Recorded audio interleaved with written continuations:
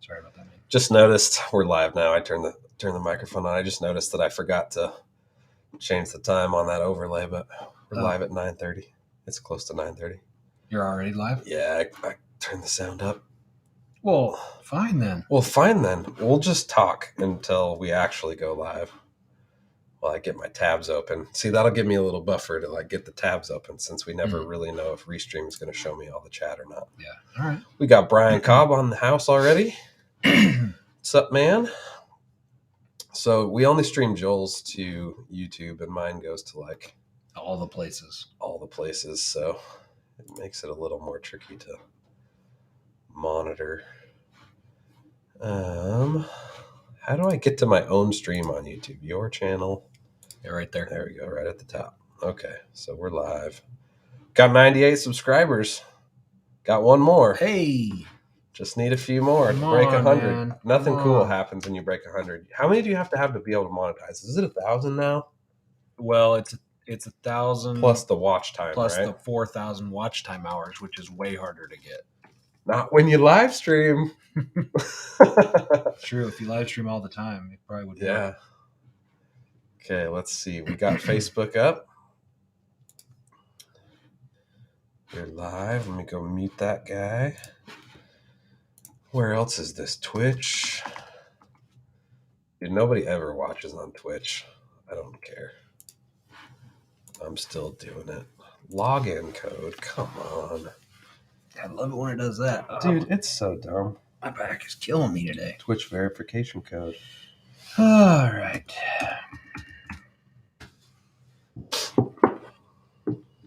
Dude, Twitch is turning into just like a bunch of chicks with no clothes on sitting here streaming. Look at that crap. I know, it's disgusting. Channel. Should say that I'm live. It does. There we go.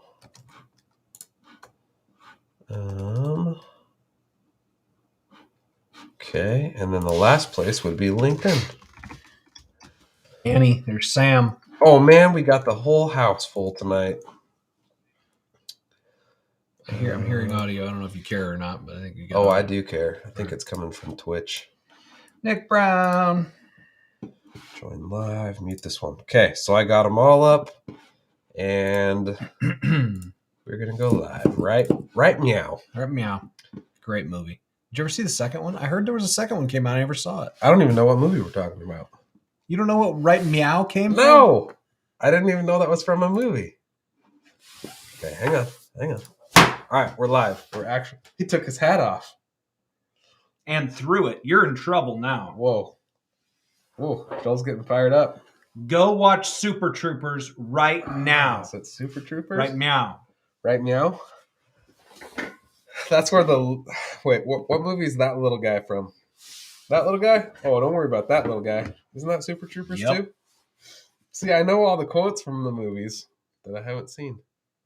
Super Troopers. No more live streams until you've watched it. Should we live stream Super Troopers on the live stream? We'll probably get in trouble for that. Not if we comment about it, Not if we comment right? About it. That could be so fun! We got some Dude, good okay. All right, we could set up a green screen behind us, right? So that we could crop out everything. Yep, we could play the movie with us in front of it, or we could, have our backs to it. So, like that. What was that show? So it looks like we're watching the movie that's out in front. Yeah, I get it. And then sit there and just talk about it. That'd be kind of fun. Let's do it. That could be fun. Let's do it. That'd be awesome. Who wants to watch Super Troopers with us on a stream? That'd be fun. Danny says we lost sound. What? Can anybody hear us? Hello? I can hear us on Joel's channel. He said it was him. Oh. Danny, you can't do that to us. Come on, man. Making us look bad. Just kidding. All right. What should we talk about today? Danny, we're glad you're here because you are always the source of the questions that keep us talking. Yep. So let us know. This will be kind of an AMA. Apparently that's a thing. Somebody was talking about doing an AMA, and I was like, what's an AMA? Is that like an awards show or something? I feel like there's an award show called the AMAs, or I don't know. And I was like, yeah, there you go. It's like, it means ask me anything. Some guy had like these pre-made. That's what we need to do somehow is like, that'd be a good way to promote the live streams is say, hey, okay, in the live stream, we're going to start it off with an AMA, ask your questions now. Yeah. So that we can have a little question. I mean, we don't have to print them out. We can just have them on our phone, but like predefined questions before we even start the stream. John McQuay does that for his Monday night. Yeah, that's right. Mail Call Mondays. Mail Call Mondays. Yeah. That'd be good. That'd be a good idea. So yeah, that's kind of been one of my questions is like, how do you promote a live stream? You know, how do you get people excited about watching you live versus, you know, just, okay, we did cam setting, we did light. How about sound? Okay. Yeah, we'll talk sound. We'll actually talk sound because I was actually messing around with sound this week and I might actually do a video. I might do a video. I might produce a video, Joel. Like open up Premiere and edit it and everything. That's a good one, Rex. That's a good one. That's a good one, Rex. Rex's Radio. There we go. Have you seen How that? are you feeling at it? Okay. Have you seen Radio? Yeah. The movie? Yeah, Cuba Gooding Jr. Yeah, that's a good one. A good one, Coach. I like that video. Okay, looks like we've got a few good questions rolling in, so that's good. Start to finish. What was I talking about? Sam. I was talking about something. I'm sorry. Before we got on sound, was I talking about LinkedIn? Oh, how to promote the live stream. Oh, yeah. Because it's like Joel and I were talking about, it's like if you make a post beforehand, you're like, hey, we're going live. It's like, other than the few of you guys that are like our loyal fans, and we're so grateful that you guys kind of follow us along this journey. Mm-hmm. But it's like outside of you guys, it's like if you see a post, hey, I'm going live tonight at 9:00. I mean, you got to like really like the guy to be like, oh, I want to watch that. And then like set some sort of reminder on your phone and then like go sit down so you can watch the live stream later, whatever, you know? So it's like, seems like that kind of promoting the live stream is hard. You obviously aren't doing anything while you're live streaming to promote it other than like, I guess when you have two people, you know, when Joel's talking, I'm sitting here like texting links to my friends and, you know, sometimes you do the same thing when I'm talking, you know, things like that. You can kind of promote it while you're talking, like Joel right now is here. Do you want here? Should I signal you the link to YouTube? I just did it. I got it. What's up? Come on. I just copied it off of YouTube. Okay. And just reposted. Okay, cool. You know, so you can do a little bit of promoting it that way, but like, it seems like, you know, it seems like as far as like promoting it, it seems tricky. So I think, I mean, that seems like a pretty decent idea is to like do a few social posts talking about how you're going to do an Ask Me Anything during the live stream. So you're getting some engagement there. And then potentially those people that are already engaging with you ahead of time are going to turn around and watch because they know you're going to answer their question during the live stream. So yeah, I think I'll probably try that. Try that a few times. I know, you know, when I have been talking with a few people on LinkedIn, we start talking about how we do a live stream and they're like, oh, that's really cool. And like, I've had one friend, Robert Holgate, who watches sometimes while he's working and stuff, but he watches and had a ton of questions. I mean, he gave me like a whole month's worth of pretty cool topics and stuff to talk about. So it'd be better, obviously, if he was here because those were his specific questions. But, you know, kind of just as we go, obviously this channel, talking more about creative stuff, entrepreneurship, business ownership, growing your business, how to market, kind of all of that stuff. So a little bit different than Precision Rifle Network, but yeah, I don't know. Promoting live streams is just an interesting thing because obviously we're dedicating pretty decent amount of time into making these live streams. Yeah. And then don't really do much with them after the fact. I know that's one of the ways you could promote it, obviously, is like cutting clips out of it and being like, hey, this is what you missed on the last live stream, and just get people aware of the fact that you're live streaming, you know, because I need to do that. That's on me for sure. I should do that. Well, I said mean, I would with do yours. I keep saying, well, I know. Yeah. We both need to do it. Dad's texting me. Just got a full price offer on his AI. Selling it already? Yeah. Dude. So, dude, should I text Armando and let him know we're live streaming right now? He just messaged me. Did he really? Yeah. What? Yeah. I'd love to tell that guy how awesome he is. Okay. Seriously. Okay, I'm gonna message him right now. think it was this one. Tell him to call in. We'll get him on here like right now. Your channel will probably blow up if he shares it to his group of people.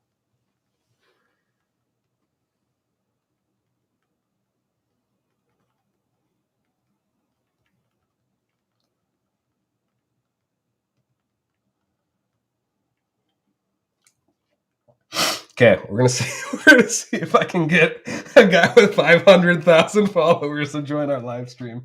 That would be epic. Hey, you never know until you ask. Okay, how do I get the YouTube link from my phone? I guess it's right here. Yeah, okay, so go to here. Mute it. Ooh, that's not very delayed. I like it. Share. Share. Yep, and then you can copy link. Copy link. Oh wait, that's I would need him to. Okay, so I'm going to answer Sam's question while you're doing that. Okay. Sam asked, how do you film and edit a video start to finish? So Sam, it's different for probably everybody. Like it would be different between me and Rex, depending on the context and what we're doing. And then if we get this Armando guy on here, it'd be way different yet because he's like pro level dude. But for me, it just kind of all depends on if the topic is something that I'm super familiar with. If the topic is something I'm super familiar with, I literally just turn on the camera and wing it. And I'll just say whatever I say. And then I'll go back after the fact and I'll get all my B-roll shots of the different things that I talked about to kind of slap in over the top of the video. But if it's something that I just want to make sure that I really do a very detailed job of covering at least as much as I can, then I actually plan that out. Like I sit down at the computer. I personally use mind mapping software, which it's basically just a visual representation of an outline, and I'll mind map everything out. Like I'll draw it out just to figure out all the different points that I'm going to talk about, all the different things, and all the angles. And then I'll start paring it down, a little bit so that I can make it a shorter video. But I'll plan it all out. I'll plan out, where I'm going to go and what time of day and how, like where I'm going to be standing in relation to the sun, what the audio might need to be like depending on the wind. I'll plan out the shots that I want to get and the different angles that I want to get. You name it. It can be as detailed as that for me, or as simple as literally just turning on the camera and just spitting it out. What would you say? Like, do you have a normal process for shooting and editing videos start to finish? Yeah, I mean, there's a lot of depending on like the level that my client wants to get into the project for, and a lot of that comes down to budget, right? But like if it's not a huge budget where we're like doing like an actual like staged plan shoot for like a specific thing, if it's just like a content capture thing, a lot of times, I just show up to the event or the scene or whatever the company's business or whatever it is, and we'll just kind of make a plan on the fly. So I'll say, oh, this looks really cool. Let's and you're kind of directing people as you go, but kind of getting people into position and then capturing the content. So, you spend a day or half a day capturing content, and then I come back home, dump the file onto one of my many hard drives, back it up, and then kind of just like archive the raw footage. Then I'll put another one on an SSD. I'll open up Premiere. I'll usually actually go through, for Sony, there's a program that Sony makes called Catalyst Browse. If you messed with that yet, It's pretty handy because the files that we shoot on these fancy cameras are generally like not readable. Does your computer play your files? Mm-hmm. It does. So like, yep. When I do, because I shoot the all intra codec, yeah, like my computer doesn't even like recognize them at all. So like there's no way to play it without using Catalyst Browse. So I can go through Catalyst Browse and like play my videos and like kind of quick sift them there of like, oh, no, this one's junk, and then import the good ones into Premiere. And then just kind of depending on what I'm doing, if all of the footage is going to go to make one video, I'll bring in all the footage. Or if I'm just making like little clips, I'll just bring in the clips that are pertinent for the little video that I'm going to make. And then I'll I'll pick music. That's like the first thing is I'll pick a song that matches the feel and the tone of the video that I'm making. Oh, that sounds so bad. It's probably just allergies. Freaking Rona. It's probably allergies. It's Rona, man. Whatever. It may or may not be. I already had it. I'll pick a song that kind of matches. I'm not worried. The tone of the video I'm trying to make, and then I'll cut the clips. Cut the fluff out, cut the clips to the music, and then make transitions where I can, and that'll kind of be the rough edit. Mm-hmm. And then kind of all the extra stuff goes onto it. And then again, if it's a budget client, I'm going to just really quickly color correct everything to make the clips kind of match, and then either slap a LUT on it and ship it or something. If you don't know what a LUT is, we've talked about that before. Comment if you don't know what that is, and we can talk about it more. But I'll slap a LUT on it and then just export it. And then if it's a bigger production, I'll actually go through and color grade it and make it, look a specific way to match the look and feel of the video. So, generally that's kind of a high level view of what the process looks like. And then depending on the budget, I'm going to go through a whole effort of sound design, like picking sound effects to kind of layer underneath that video to really bring the user or the viewer, I guess, like into the scene and make them really experience it. So, a lot of that just kind of depends on what the project entails, I guess. And I left most of that out of what I had to say, but I do much of that too, Sam, to answer your question. I do a lot of that too. So it's a big, long process, but honestly, with like cell phones like the iPhone 12 now, seriously, you can make pretty dang good videos with just a cell phone these days. If what you're looking for is informational type content, you're going to stand in front of the camera, you're going to talk to it, and then you're going to throw some B-roll in over the top, like strictly informational, fast, just banging out videos. Man, cell phone is pretty dang good these days. As long as you still got to understand composition, you still got to understand lighting, and you still got to make sure you get good audio. But it's not horrible. So it's not like it was even 5 years ago. Yeah. So what does a guy who doesn't have Premiere and doesn't have Final Cut Pro 10, what does that guy do to cut his video together? iMovie? DaVinci Resolve is free. That's true. And it's good. Is it hard to use though? It's not for bad. Like somebody who hasn't edited before? It's not too tricky? I don't think it's too bad. I watched a couple of YouTube videos. I spent maybe 30 minutes worth. Is that what you're editing in now? No. I tried it just because I wanted to see what all the buzz was about. Yeah. So I put it on the computer and I tried it. I imported a few clips and was just playing with things. Yeah. Maybe it's just because I already had a working knowledge of Final Cut that I kind of knew what things were. But I got to imagine that somebody that's just completely green to it could go and watch a few training videos on it and be able to bust out a normal, Yeah. Yeah, Danny, I can't remember. Did you say you use Resolve? Seems like, there's a lot of buzz going on about DaVinci Resolve right now. So it's pretty good. And for what's the play for Blackmagic to give their editing software for free? Because they're a camera company too, and they're hoping that there's features in the software that make you like their company enough to buy a Blackmagic Cinema Pocket Camera Pro 6K. I don't know.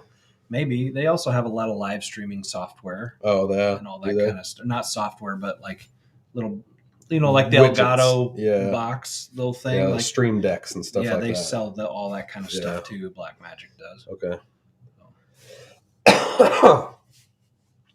Yeah. Yeah, they do have a pay version as well. That's true. Danny just said.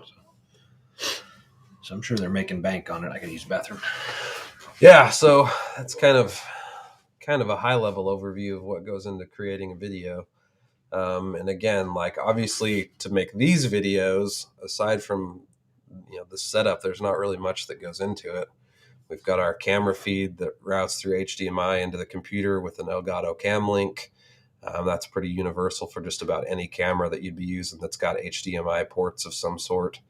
So that's relatively simple. We could just be getting sound right from the camera. It wouldn't sound this good, but I mean, we could do that. And then pretty much everything else you see is lighting. I think we've talked about lighting a little bit before, but I'll just jump on my camera. We're really just using, we're using 3 right now.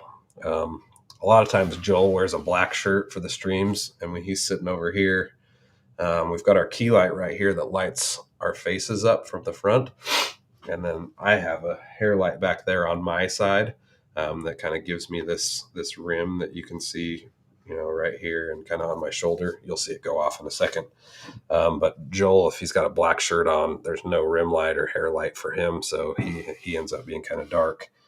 But if I turn the key light off, I mean, it gets really dark. So that's with the key light off. And then if I go to the Nova, that's the Nova off. So one of the things that hair light does that's really important is it kind of separates us from the background, gives me that, silhouetted light that really, yeah, because you can see I just kind of blend into the black background if it's not on. So having that on is a big help. So, I mean, I think more important than any of the stuff you do for video is really lighting. A lot of it just comes down to having good light sources, and being able to kind of isolate the light. So we've got all of the other lights off in the studio. So, okay, yeah, Resolve is what you used to make that intro that you sent me. Yeah, that makes sense. Just got on. Hey, Stefan, let's see. What was exactly going to be my question? I use iMovie and Final Cut Pro. Looking for a step up or add on to that. Yeah. So Joel uses Final Cut Pro for all of his stuff. I use Premiere because I built a big workstation PC. We need to have that other B cam up so we can show stuff. But anyway, I've got a pretty big workstation PC right here that I built. So I use Premiere. I've got kind of the whole Adobe suite of stuff, and that's kind of where I live. So I do a lot of design work throughout the day. That's mostly where I spend most of my time, is doing design stuff. So I'm in Adobe Illustrator a lot, Photoshop a lot. So those are kind of 2 of the programs that I use a ton, and then obviously Premiere a whole bunch too. So, yeah, I mean, Joel, I haven't used Resolve, so I don't really know. But I mean, did you think the free version of Resolve was good enough for an amateur filmmaker? Mm-hmm. Yeah, had all the features that you'd need. Yeah, absolutely. I think so. And it's really similar to iMovie or whatever. Mm-hmm. Very basic features, but yeah, if what you're needing to do is import, multiple clips and be able to cut with some basic transitions and add in some music or some sound effects or whatever, you can do it. You can do all of it. You know what I mean? So it's not bad. Yeah. So, I mean, I think if I was going to try to actually do some real editing, iMovie, certainly you can stitch clips together. I think there's a lot of free tools that are stitch clippable, Mm-hmm. But as far as having some real editing capabilities of being able to do speed ramps and transitions and light burns and stuff like that, I think probably Resolve is the best option for free. If you're in school, you can get Premiere for a pretty good price. And if you wait till Black Friday, you can bundle a Black Friday deal with a student discount deal. I think I don't pay very much for the all access pass to all of the Adobe apps because I'm enrolled in school, and I got the Black Friday deal last year. So I was paying retail, whatever that was, $650 or $700 a year, and now I'm not. So that's pretty cool. There you go. Certainly welcome any opportunities I have to save a little bit of money here and there. So that's good. There you go. Especially now that I'm full-time doing this instead of just doing it for fun on the side. There you go. Yep.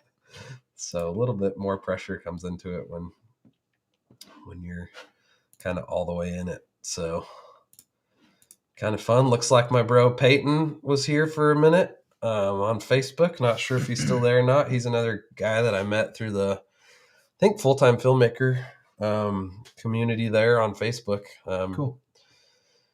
He kind of makes, I don't know, he makes cool videos. I've wanted to try it a few times, but like where you kind of have two personas of yourself in a video and you like talk to yourself. Yeah, I want to do it. It seems fun. So he does a few of those videos that are actually pretty fun and engaging to watch, but it seems like he's kind of trying to find out just kind of what kind of content he wants to make. It looks like he does a lot of like finance stuff, but those of you that have been watching the streams, he's still here, so that's kind of fun. The God is a creator, not God is a creator. Is that what it is? Yeah, that's what it is. My God is a creator shirt. Yeah. I think he designed it and made a post about it or I think he talked about it in one of his videos. I was like, I'm going to buy that. I like went and bought 2 of them. Yeah. So awesome. Kind of fun there. Just like, I don't know. I just love when like communities can come together and support each other, So like when my filmmaker friends or, everybody else, your family that have kind of adopted me, brought them in to kind of like support us creators. It's always really cool to kind of see how we can kind of be a support group for each other and, help each other grow. Yeah. I do a lot of talking on LinkedIn about abundance thinking and abundance mindset of just like, in opposition to scarcity thinking of just like the more you share and the more you freely give away of your talents and help people, like all of that comes back, and you don't do it so that it will come back. You just do it because you want to do it. But like the more abundant you can be in the way that you kind of approach career stuff or work stuff or entrepreneurship or whatever, it's like, just give stuff away and like people see that you're doing that. And then all of a sudden like clients start coming out of the woodwork and you're like, whoa, I got all this work coming out of this stuff. So yeah, that's good. Anyway, I don't know that I've gotten any work because I bought a God is Creator shirt from Peyton, but cool shirt nonetheless, right? Yeah. So I was talking to Peyton about Noggin Hat Co.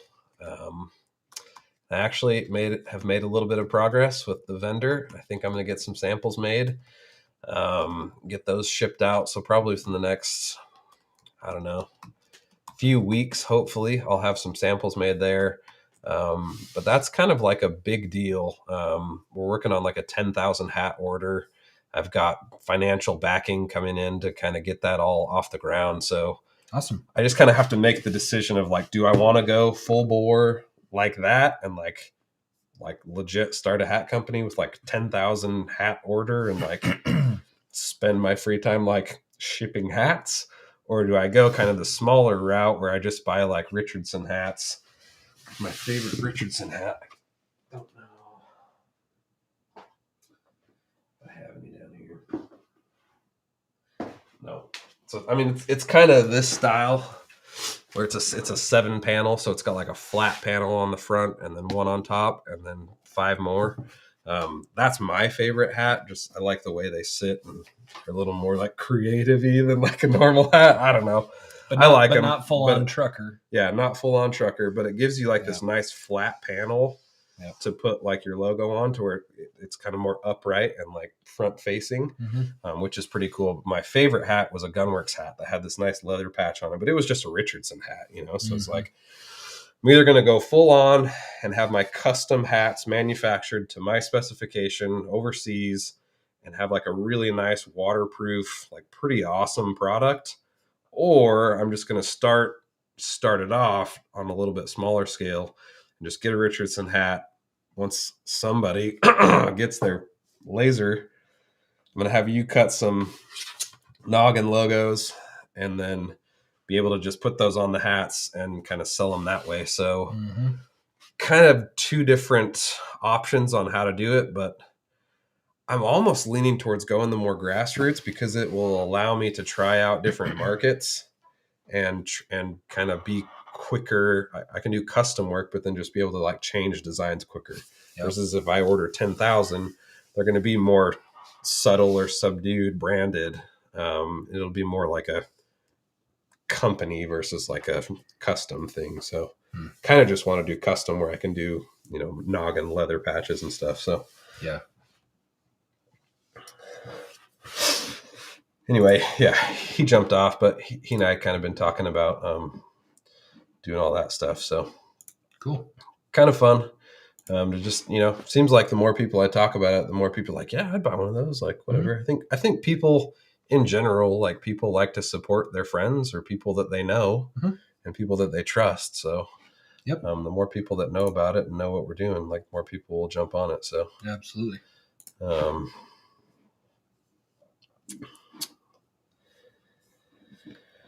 Yeah, Joel, you can talk about your little side gig thing you got going on. Oh yeah, the leather. Yeah. Leather goods. Well, I can't leave anything a hobby for some reason. I'm the same exact way. It's like every little hobby thing I get into, it's like, I'm going to turn this into a business. Yep. I'm like, surely somebody thinks this is cool and will pay me for it. Yep. This is not a good representation. You shouldn't show that. Okay. But won't show. I mean, I just made that for you for your knife, but I like just because I was playing around. But I should have actually. I almost brought one of the notebooks, and I did another notebook today. I did the black leather. This time I used a different stitching pattern, so that the stitching just looks a little cleaner. And I used red thread. Precision Rifle Network red thread instead of white. And then I also put once the notebook is closed, I put like a string tie, like a leather tie. You're like classy. That kind of thing. Seems like a lot of the fancy ones I see kind of have just a thin piece of leather that you just kind of tie together. Yeah. So I put that in. But I'm still learning on that notebook thing, like best processes. So anyway, guys, it's going to be called Graybeard Leather. Graybeard, right? Graybeard Leather. Rex is designing my my logo and stuff for me. So looking forward to cool. Looking forward to seeing that. Okay, yeah. Let's get your analysis on this thing. It's a beast. Like that's a thick chunk of. Is it 2 pieces? That's 2 pieces though, right? That's 2 pieces. Because you have your notebook, but even the single piece is thick. So that right there is probably like a 5 to 6 ounce piece of leather, which is generally considered like super thick. Well, it's pretty thick. Yeah. Yeah. So then to double that up out here, I mean, the reason they did it is to give it some structure. Yeah. You know what I mean? And I considered that because the one that I'm using is the outside layer is like a 2 to 3 ounce, which is pretty. It's a 3 ounce. I'm sorry. It's a 3 to 4. They call it a 3 to 4 because they can't make it exact, right? It's literally just an animal hide, so they can't make it exact.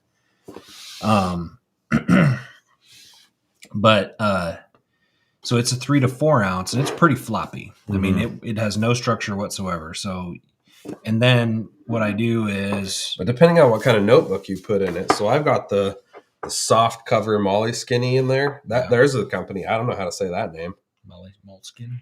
Is it Moleskine? But there's an E at the end. Oh, Moleskine.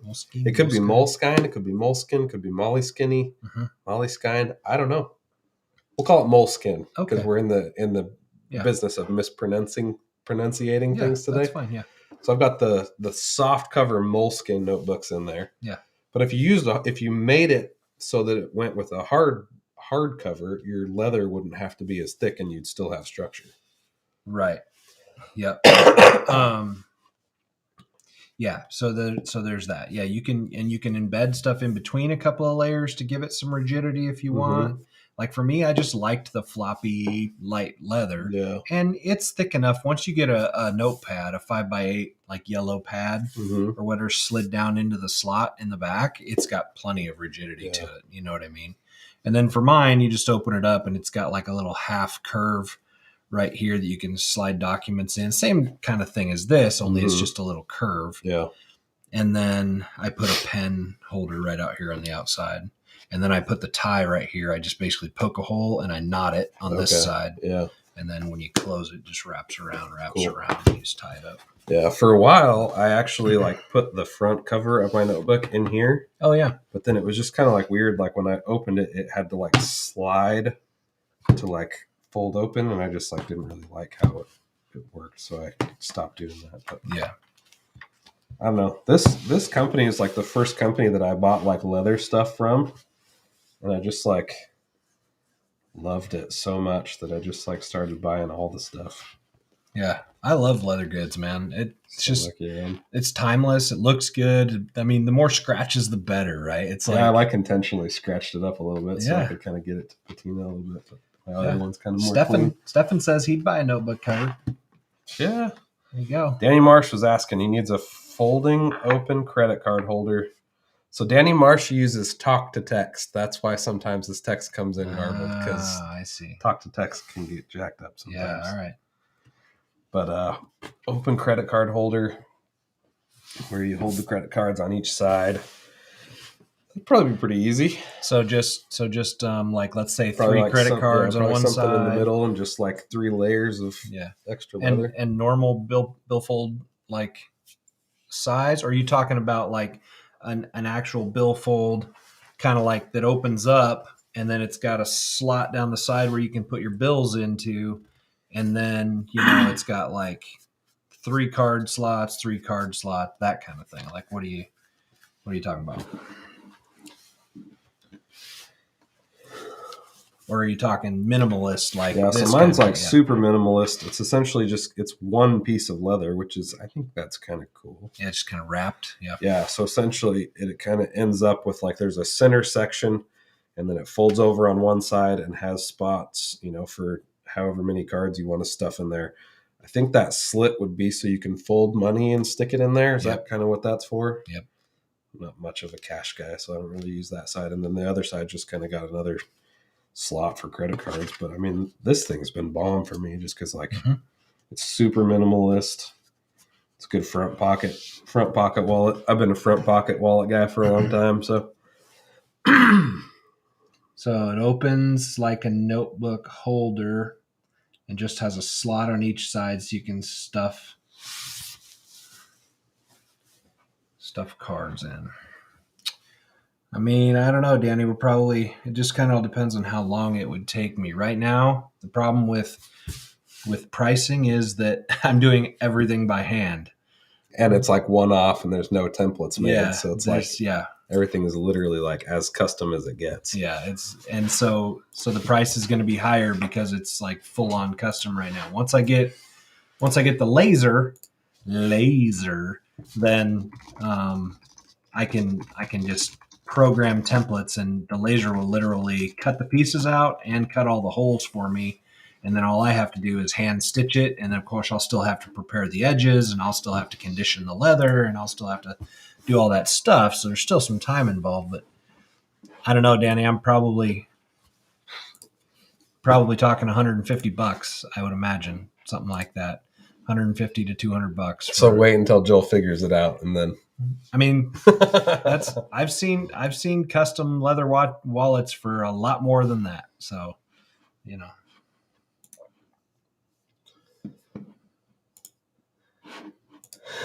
don't know. There's just something about custom that's just fun. Yeah. It's just something nice about having custom goodies. Yep.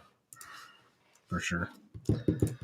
Let's see what other creative. Let's see. I think somebody asked some more questions up top when we were kind of fishing for questions. All right. Danny was asking about sound. Sam asked how to start and finish a video. Did that. Ask your questions. Okay, so let's talk sound.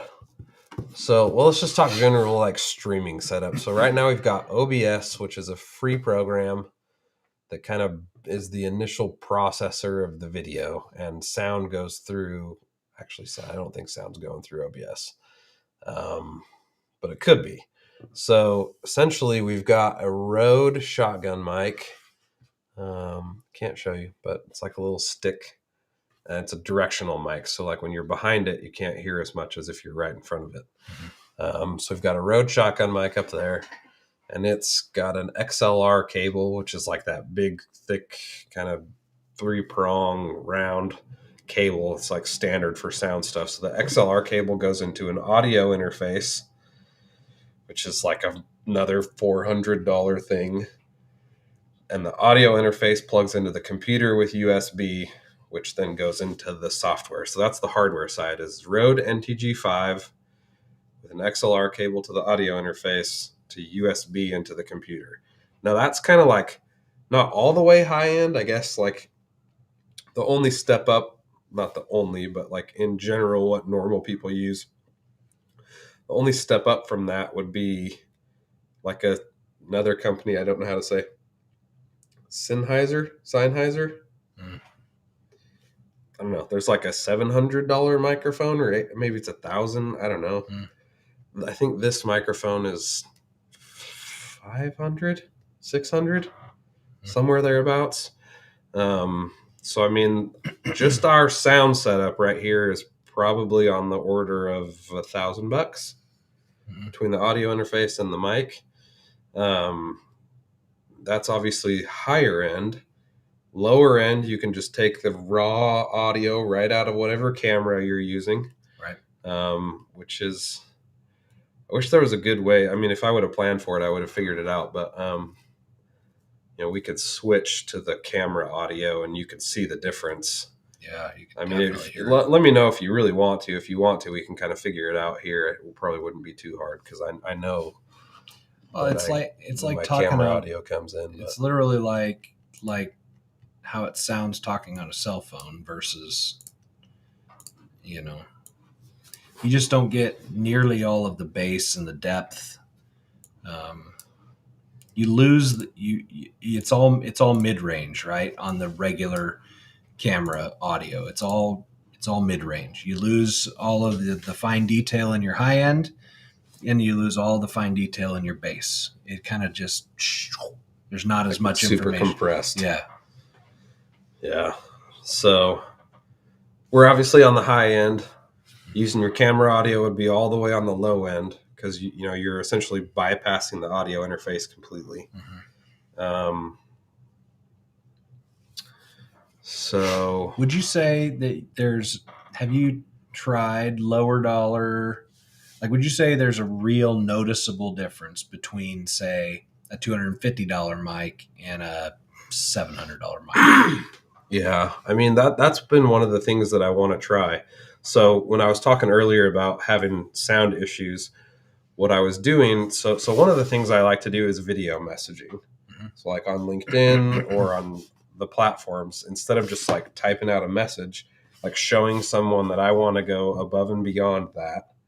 And like actually record a video of me talking specifically to that person mm-hmm. and sending them like a direct video message. Mm-hmm. And being a person that runs a creative agency that makes videos for a living, I don't feel real great about just like iPhone, right. Send it. Right. So I was trying to figure out a very quick way that would allow me to essentially produce a video without having to open Premiere, without having to do any extra stuff. Mm-hmm. So essentially what I was doing, so OBS is this open source software that pretty much everybody who streams uses.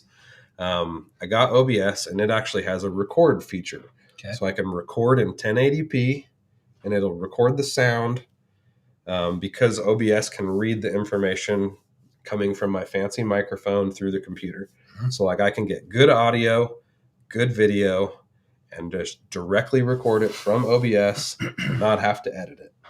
Right. So I was recording a video that I was going to send to somebody.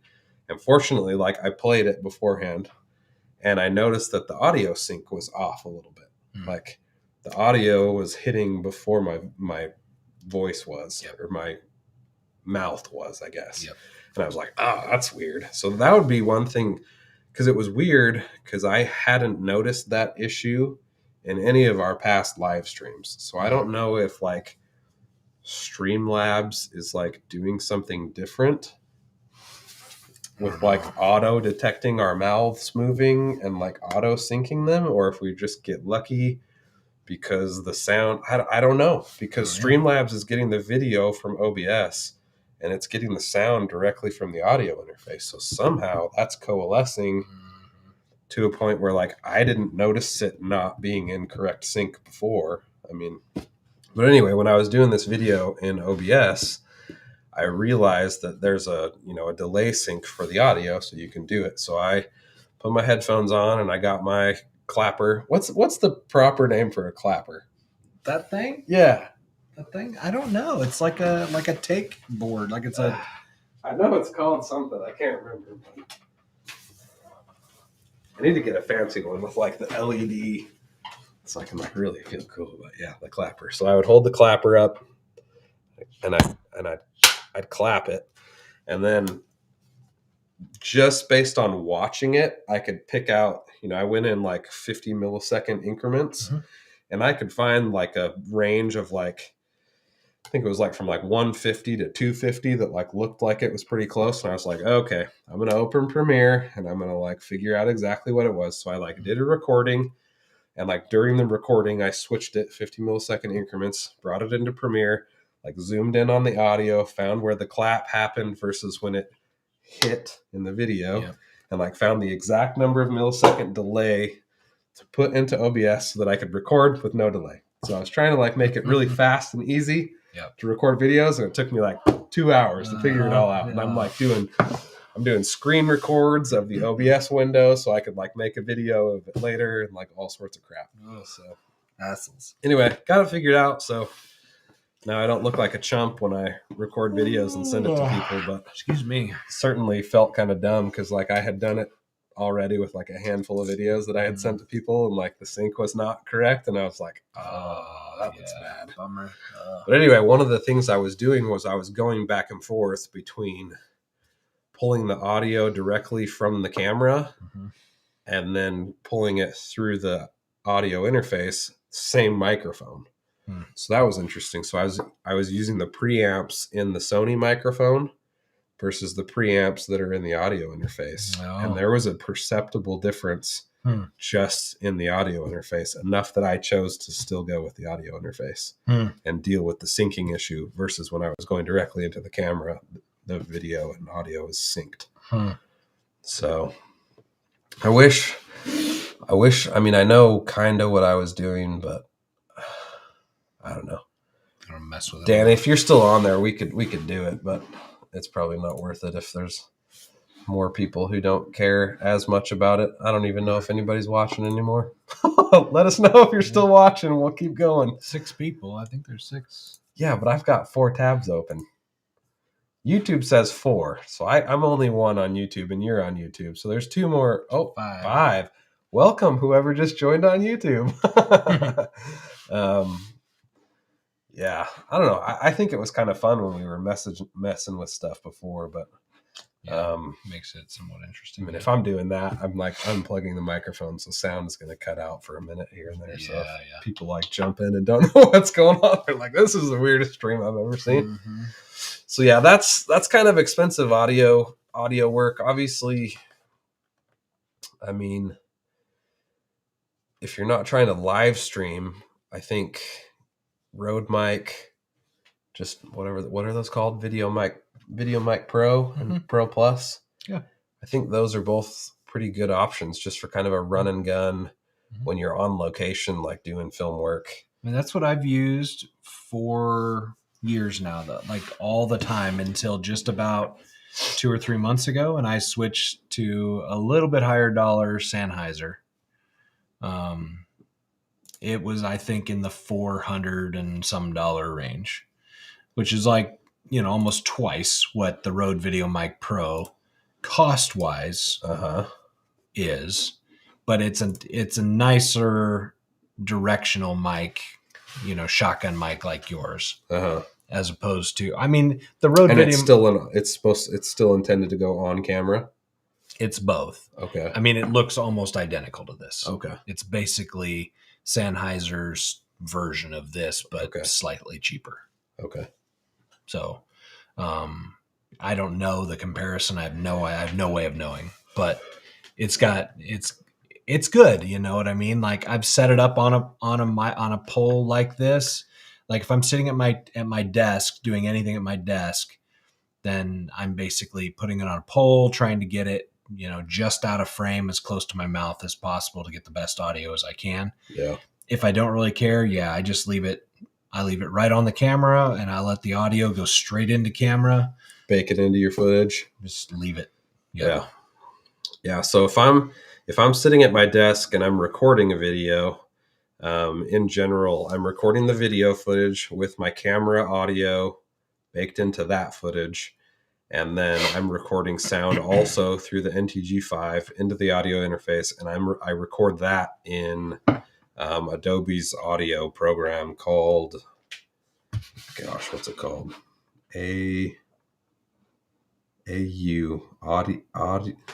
Audition, Adobe Audition. So I use Audition to record that. And then generally I'll do my sound post-processing inside Premiere. So I'll just export that raw file right out of Audition, bring it into Premiere, and then I'll run some like compressors on it and stuff. But I'm not a sound engineer and I don't know enough about what all that stuff does. I've watched a few tutorials just kind of on the general basics of like how to get a voice to sound good within Premiere and kind of gone with that. So I think, Sam's asking directional versus less directional. I think in general, like you pretty much always want to go directional for professional stuff. I guess unless you're like trying to capture like atmosphere sounds. You're out in the woods or something and you want all, maybe can you just, I mean, he may not know, but if you just want to describe to him what the difference is even, Yeah. So, I mean, essentially I would imagine Sam knows, sounds like he knows because he knows to ask the question, but essentially like a directional mic picks up sound from where you point it, right? So if you point your shotgun mic, and in general, you're trying to target like the sphere right in front of somebody's mouth because that's, the sound doesn't exist like right in your mouth. It's like right here. So you're like pointing that microphone at like this invisible cloud, like right in front of their mouth to kind of capture that. So if you're using a directional mic, it's going to focus more in right here than everywhere else. So I think it was like our first live stream. We didn't really know what it sounded like because we were going live and we were asking people like, hey, do you guys hear it when the air conditioning kicks on? Everybody's like, no, we don't hear it. And we were like, awesome. Because the directional mic is pointed. So if it was a laser beam, it's pointed down to like right here is probably where it's centered because we've got two of us, so fortunately it doesn't pick up the sound from the AC and that's all nice. So I bet they can hear it if I start a video and I hold it here and then move it around. They could probably hear I mean, you could probably hear it just as I move too. Like if I scoot back, I'm not talking any louder or any quieter. Obviously it's going to get quieter because I'm further away from it. But if I keep the same distance and I just keep talking and I move over here to the side, essentially pointing the microphone away from my voice. Curious if you can kind of tell that difference or not. I don't know. I'm sure you can a little bit, but But the point is like it's supposed to be catching whatever is in a straight line cone, from the shotgun mic in that direction. And most of these mics have a setting on them where you can just flip a little switch and it'll pick up things out, in the ambient areas as well. But I know in pretty much all professional production, there's like a sound guy and he's got like his little sound box, which is essentially similar to what my audio interface does. And he's got headphones on and he stands there with a boom pole, which is like a long pole. And he's got his shotgun microphone on the end of his boom pole and he's hanging it out above the actors, kind of pointed down, trying to just capture that audio from as close as he can to the actors. So that's kind of what we do here. I mean, if in frame, it's just like barely, we could get it a little closer, but it could be right there, but which is only about an inch. Maybe. It's probably an inch out of frame. So I don't know. Lots of stuff. Lots of stuff. There's something else with audio that I was messing with. Oh, one of the things I want to do is like record a whole video and just use all of the different audio devices I have during the video and just kind of, this is what this one sounds like and this one and this one and that one. Because I've got, this is, I guess, my only shotgun microphone. I guess I've got 3. So I've got this one and then I've got the Video Mic Pro Plus, Video Mic Pro. I've got the Rode wireless lav. lavalier, don't know. Lavalier, that's probably what it is. Flipping French word. So I've got the Rode Lav. I'm going to call it the Lav because I'm America. And then I've got the Tascam DR10L or whatever that thing is. I've got 2 of those. So I've got, and my camera audio. So I've got like all sorts of different audios. And then I can run the NTG through the camera and the audio interface and the FX. More audio stuff. F6. So this is another kind of like, this is what a lot of people will use instead of that type of audio interface. This, which is like a field recorder / audio interface. So it's got XLR ports. It's got 6 of them. I think it's expandable to like another 6 or another, I don't know, something. But a lot of people just run their microphone into this and plug this into their computer and use this as their audio interface. But it's like I've got probably 20 different ways of processing sound for a video. I've thought it would be kind of interesting to kind of compare all of those different methods, because I think that kind of covers the full gamut of what maybe like one step above like your super entry level filmmaker, all the way to like, the lower end of super pro gear. I think this is a professional grade piece of gear.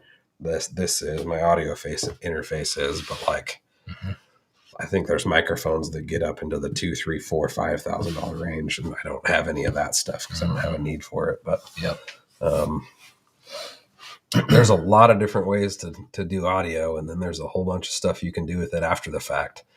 I'm amazed. So in the full-time filmmaker group, relatively often somebody's like, "Oh my gosh, I didn't notice this. I recorded my whole wedding and there was this going on in the video the whole entire time. And like, I don't know what to do. Can anybody help me?" And there's always some guy. I mean, that's a huge group. There's like, I don't know, 15,000 people in that group. 18,000 people. Can we just pause and say that at $500 a head, at minimum, 500 minimum.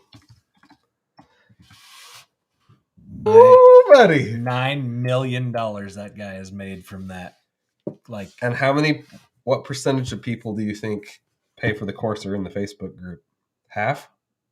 Oh, you think there's people in the... Well, I mean, you wouldn't have been in it if I hadn't have been telling you about it, right? Oh, I see what you mean. But I did pay for the course. Yeah, you paid for the course, but didn't know about the Facebook group. Oh, so you're saying there's still probably a bunch more people. There's probably another, at least 50% more that don't have Facebook or probably, aren't in the group. So for him building those online videos, we need to build an online course. What it comes down to. Yeah, but we can't charge. Well, we could. Who knows? Yeah. We could charge whatever we want. But yeah, if he gets a minimum of 500, I mean, that could be double that just from that number of people. If all those people paid full price. Yep. Well, I mean, we'll just say that there's double that many people because only half of them are on Facebook. Yeah. And then we'll times it by 0.75 times 1.25 for another 1.5 to say that they're paying $750 on average. Yeah. $30 million. $27 million. And he's already done the work. Yeah. He doesn't do anything. I mean, they still make new videos and stuff, but yeah. I know, but I'm just saying, like, that's just... Like, he doesn't do very much on-camera work anymore. Right. He has, like, 2 or 3 guys that do most of the on-camera stuff anymore. And that's just one thing he does. Mm-hmm. Dude's making bank. Have you watched any of his revenue videos where he kind of, like, talks about the revenue breakdown of what he makes? A little bit, yeah. Because a lot of creators focus on making YouTube videos and all this other stuff, and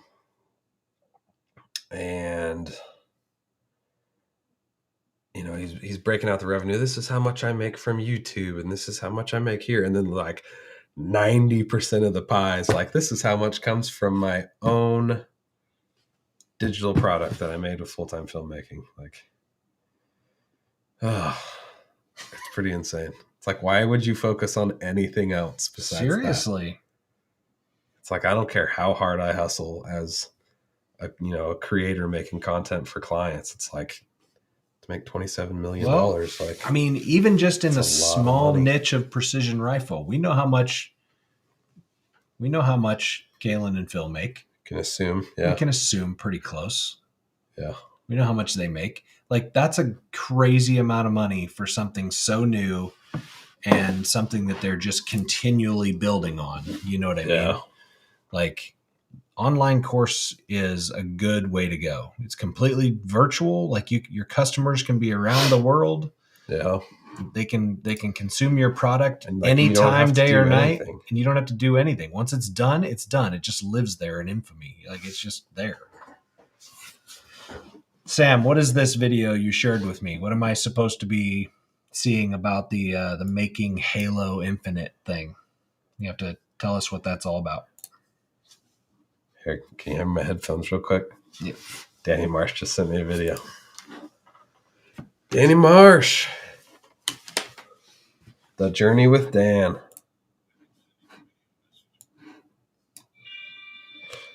I think Danny Brown just sent me a video message.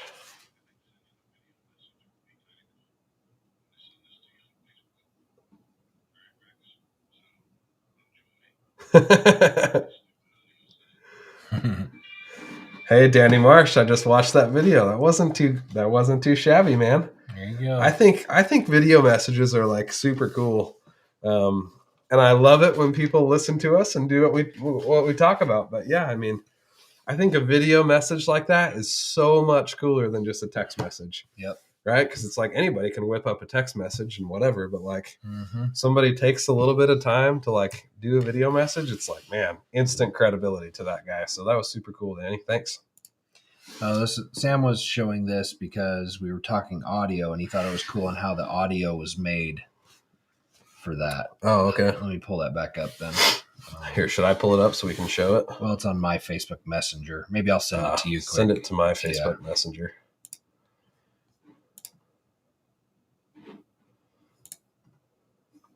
All the Messenger apps. I got Signal finally. And WhatsApp on my computer. Is it WhatsApp? Is that Facebook's one? Yeah, WhatsApp and Signal. Dude, it's been like game changer to be able to like type on my computer and send messages again. Yeah. Ugh, like that's the one thing. It's like the one thing I don't like about having a PC is not having iMessage on my computer. But now that I have Signal and WhatsApp, it's like whatever. Yeah, I'll get Signal again. I don't care anymore.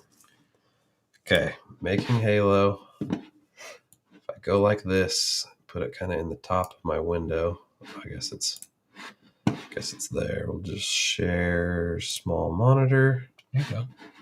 And we'll make it more bigger.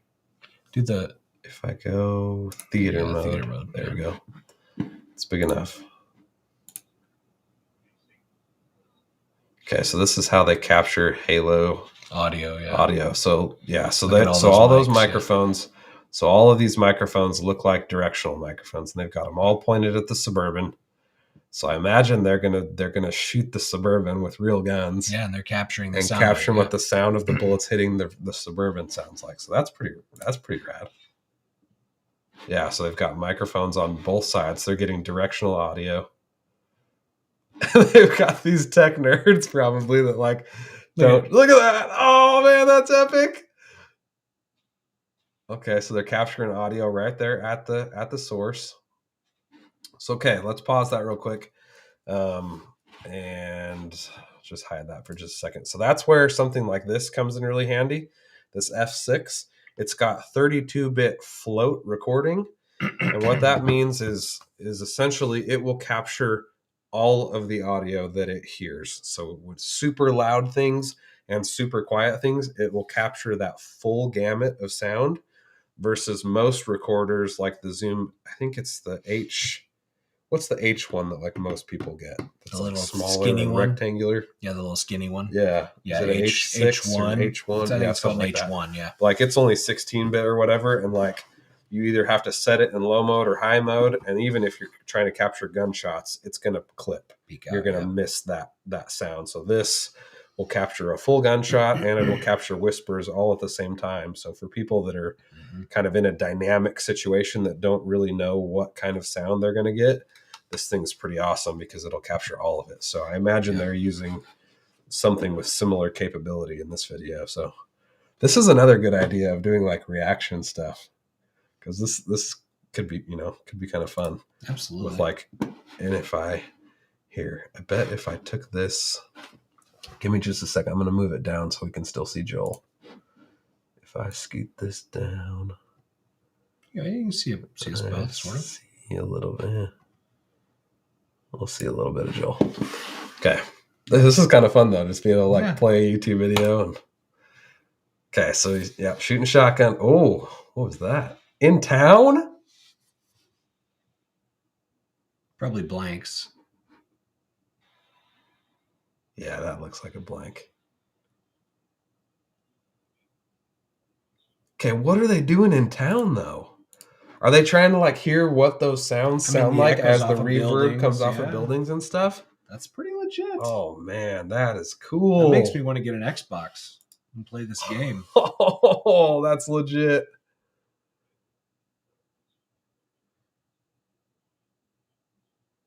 So now they're out probably shooting real stuff again.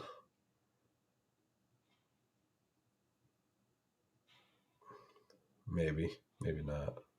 Well, I mean, yeah, if they're capturing the sound of bullets hitting stuff, they got to be shooting real bullets, real ammo. Yeah. Inside of buildings. Man, that's cool. Oof. You know how loud that would be? Oh, what was that? Yeah. Is it like a cannon type thing? Yeah, looks like it. Oh, yeah, they set it up right in front of the cannon, so the pressure went out past it. Huh. Yeah, that's really cool. Yeah, that's a lot of sound equipment. Oh, those guys are getting the ones downrange. You can hear them zipping past them. Yeah. Hard pass. I've been there in hunting situations before. It's no fun. Yeah. Huh. Hey, there's my kid. What's he want? Yeah, that's pretty cool. That is pretty cool.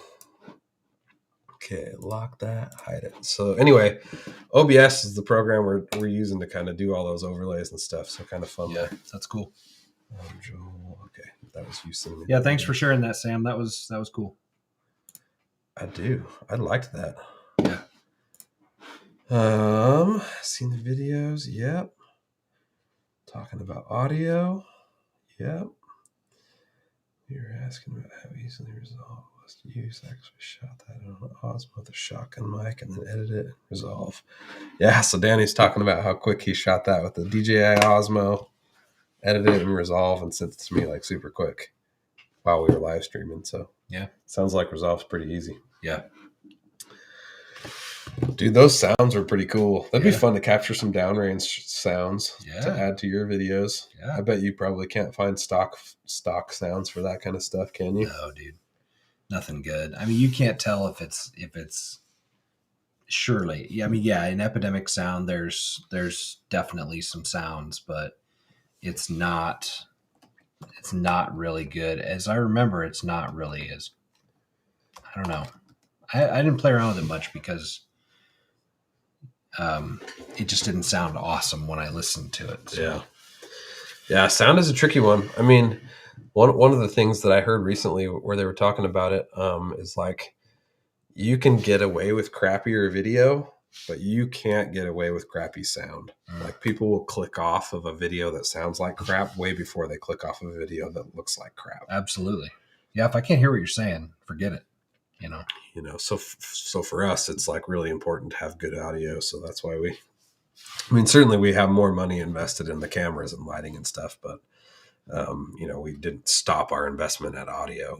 We kept that going to keep the sound sounding a creamy for you guys. Mm-hmm. There you go. Like Peter Lindgren doing his little accent thing. Honestly, I'm not as thrilled with his stuff lately. I haven't been either. He jumped on that train of like the vague booking titles. Yep. This is why I need to try harder. And I'm like, nope, don't care. Yep. I mean, I like that guy. And I'm just like, don't care. Because it's not like tutorials or what he's been working on anymore. It's all vlog stuff. And I'm like, tell me about the camera that I don't know. I'm just one guy though.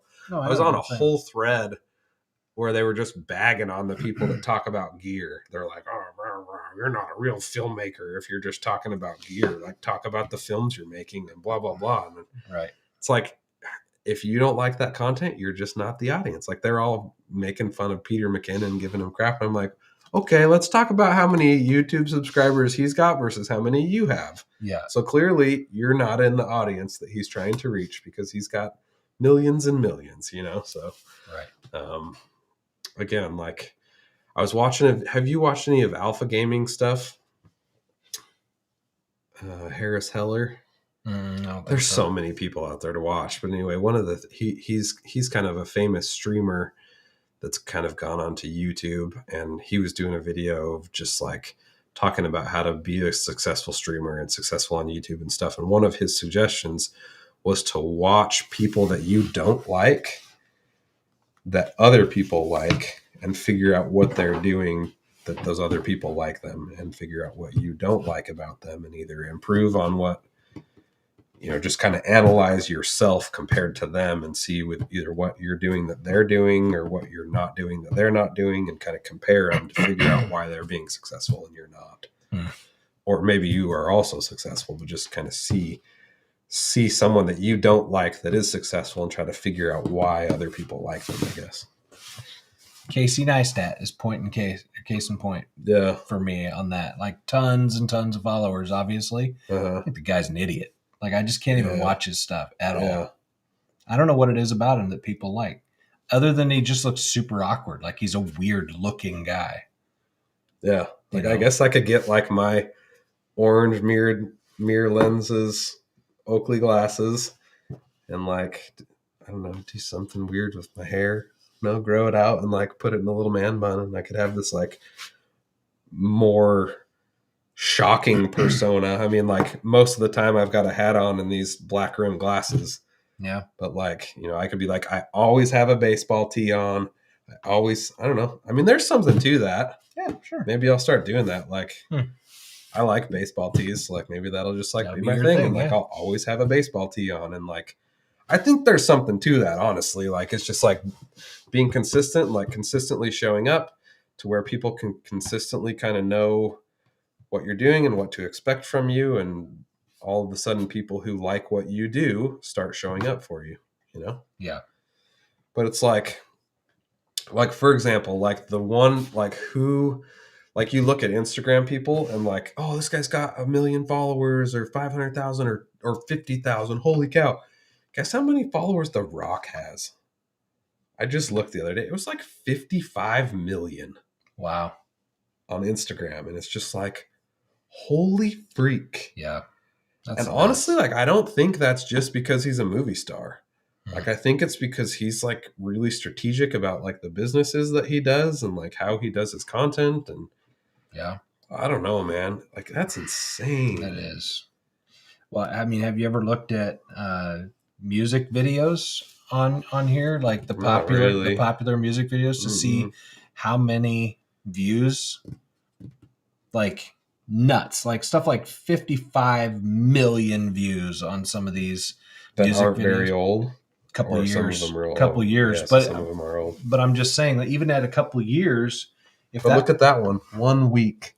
40 million views. 40 That's million, what I'm saying. From Romeo Santos. Like, who? I've never even heard of that. But the point is if that guy's getting, 2 or 3 cents per view.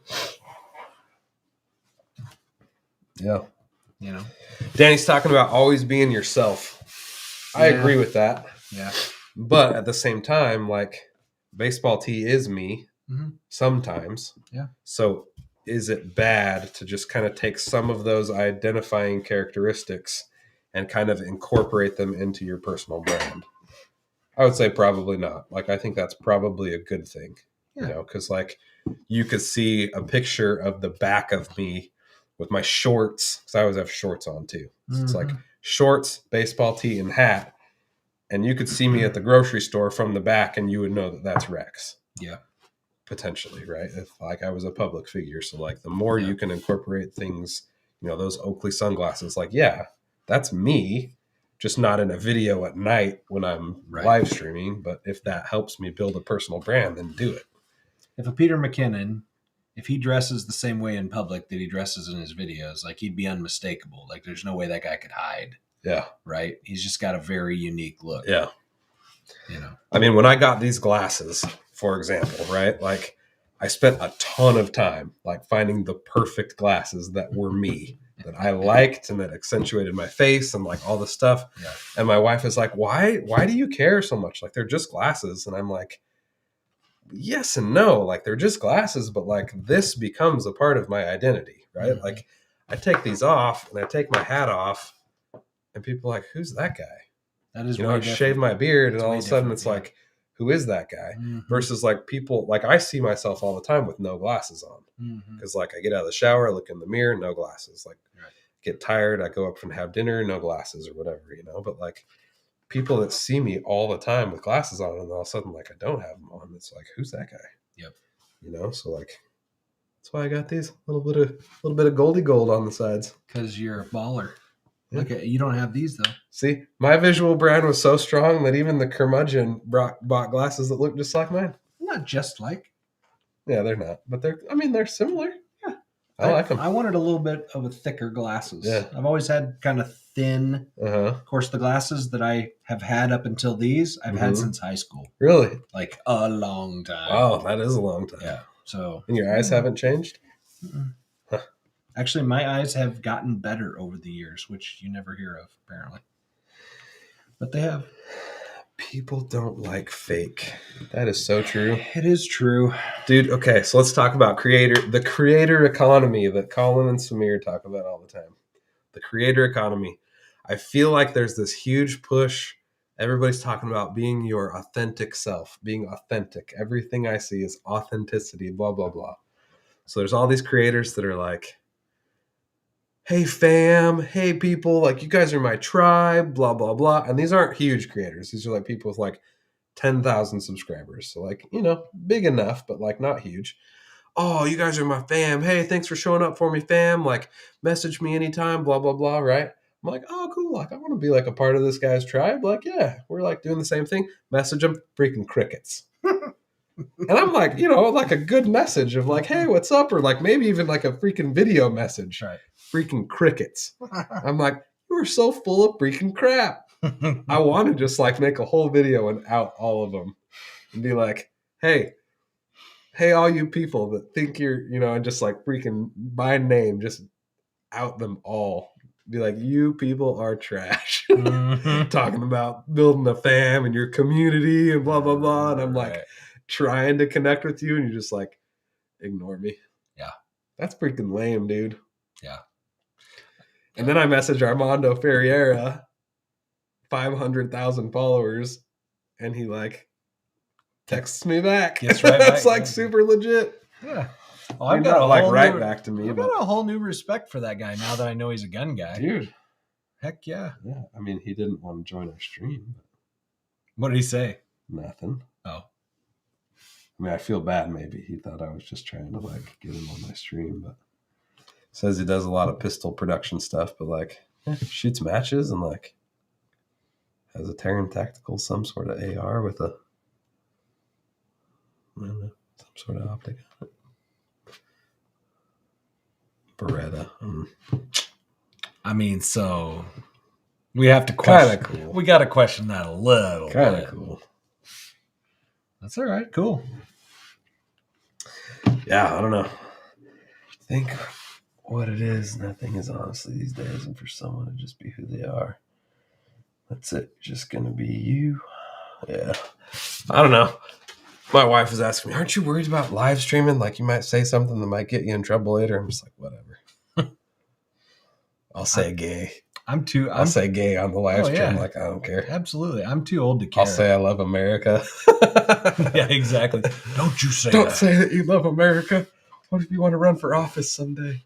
I'm just like, do I have my First Amendment rights or do I not? If I do, I say whatever the heck I want.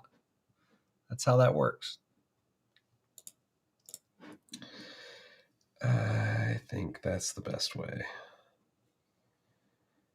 Oh, I was like, I thought that was the live stream chat. That was so weird. That was Joel's chat. Michael Atkin. Hey, man, that was a long time ago. He's probably not still here. Oh, man, that was the guy from my hometown. He adopted a bunch of Russian kids. Like, it was like after I had already left, so I never really like chatted with him. But somebody was just thumbs up, and was that you again? No, it wasn't me. Oh, yeah, that was me on here on the Facebook one. On Facebook, yeah. Wasn't that last time that you were just like, oh, that was on the Instagram? Yeah, Instagram me and live. your mom were having an Insta fight. Yeah. Yeah, he said he was only picking up half of what we were saying because we're talking like super technical. Yeah. Super techie. Dude, Twitch is like the weirdest thing ever, man. I kind of want to create a gamer channel just so I can do Twitch. I have a gamer. I have Max Effective Gaming. Do you? Yeah. But like, I mean, Harris Heller was talking about it. He's like, there's 100,000 people streaming and just chatting right now. Like, nobody's gonna find you in there. It's true. You know, like I've had one person like ever like find me, this hypothetical Lex person. Not person, she's a girl in Romania. And like she got on like one of the first times I was streaming and she was like, I don't know how I found you, but like your stream looked too good to not have anybody watching it. So I clicked on it. And then like we ended up talking for like 3 hours and she was like helping me set stuff up. But you know, it's like I don't feel like anybody ever pops into our live stream when we're in here just chatting.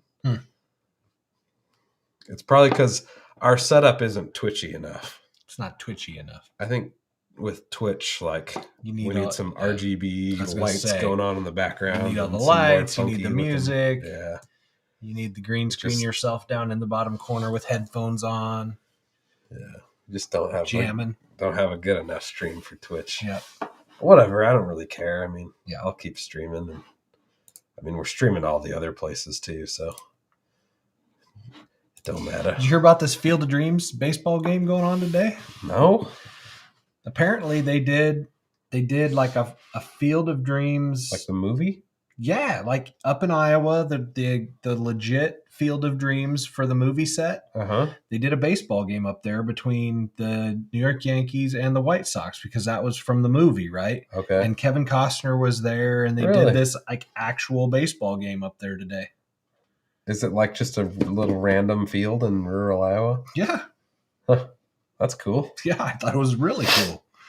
So one of my questions, and I mean this is probably pertinent to a lot of freelancers out there or people that are just self-employed or whatever.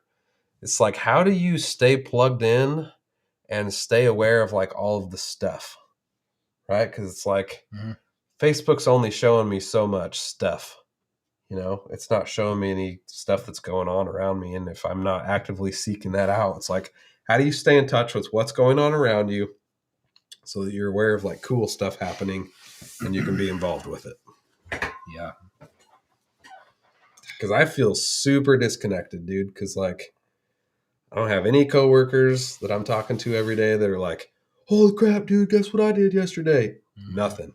Yeah. It's just like me in my basement. And like, if I'm talking to people, I'm like talking to them about projects or business. You know, it's like I'm not getting like much of a glimpse of the outside world. And like, I think that's probably the hardest part for me right now about being like a, you know, business owner, creative agency without the agency around me yet, you know, just like feeling isolated and not connected. I mean, the most talking and interacting I do for the week is on these live streams. Thursday nights, yeah. And it's like talking to you and then talking to people who are texting us the whole time, you know, like it's cool, but it's like still not a ton of interaction, you know. So I don't know. I have a hard time. I have a hard time with it. Yeah, I bet. Yeah, for a social individual like yourself, that would be tough. Yeah, for me, I'm a pretty quiet guy anyway, so I really don't care. Yeah. I can be silent for kind of like days or that weeks. Connection. Yeah.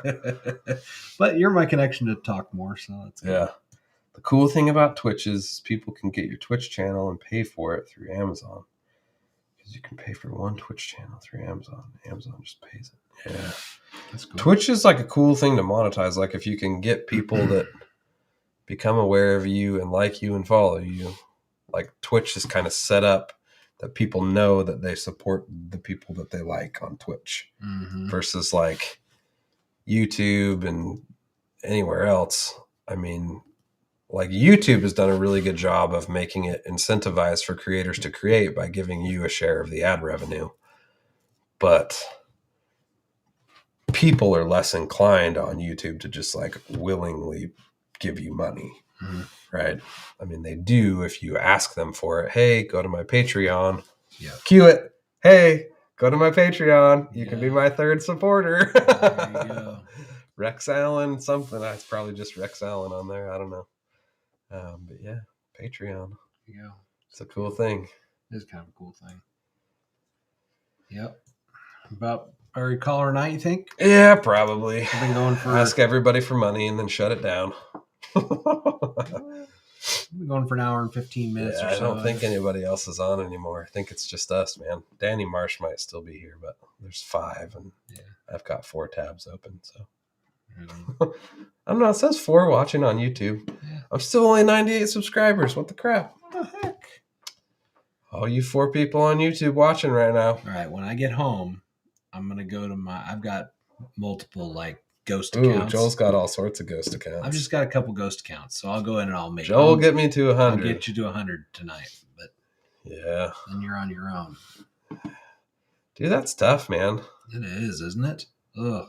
But it's like that's still not bad though. Like 100, like freaking my Max Effective channel only has like 700, and I mean that thing has been. Granted, my videos are all really terrible. Well, you just haven't done anything consistently with it is all. But I've made like 10 videos ever, you know, and they're like all really crappy, just iPhone videos and no editing, and they're bad. I'm embarrassed that they're on there and people still watch them and get an impression of me from those videos. I bet if you did nothing but one 60-second short video from your cell phone and uploaded it to that channel, but did it consistently every week, it would grow regularly. Really? Mm-hmm. I think so. Like videos about what? Just gun stuff? Yeah, gun stuff.